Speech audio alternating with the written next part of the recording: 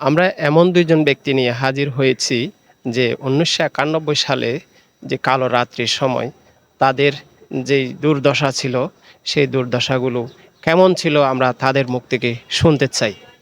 ধন্যবাদ কেডিপি নিউজকে।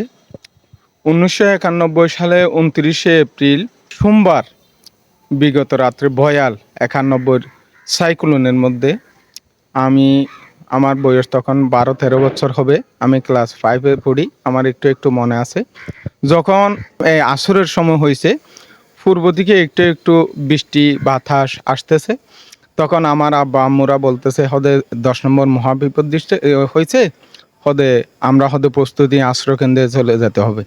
তো তখন আশ্রয়কেন্দ্রে যাওয়ার জন্য আমরা প্রস্তুতি নিয়েছি। আমরা মাগরিবের পর থেকে জোড়ো হাওয়া, বৃষ্টি বাতাস শুরু হয়েছে।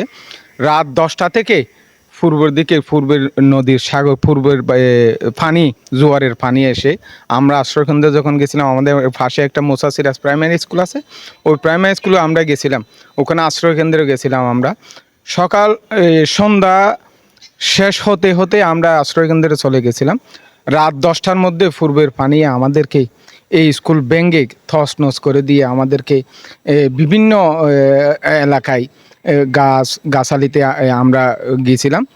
তখন একটা মুহূর্ত ছিল, রাত 10টা থেকে আমরা কি যে অবস্থায় ছিলাম।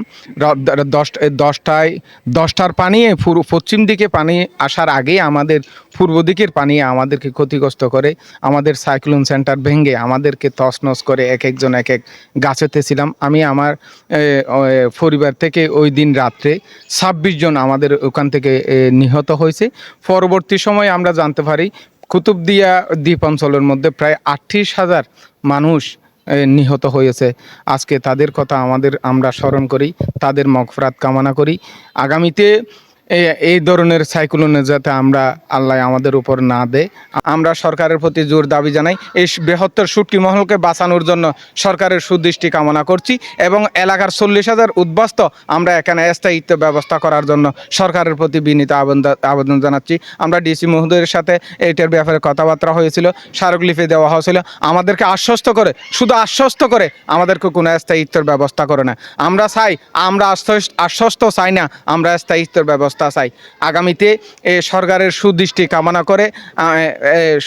কামনা করে স্থায়িত্ব ব্যবস্থা করার জন্য, আমাদের উদ্বাস্তুদেরকে স্থায়িত্ব ব্যবস্থা করার জন্য 40,000 জলবায়ু উদ্বাস্তুর পক্ষ থেকে উদাত্ত আহ্বান জানাচ্ছি। ধন্যবাদ।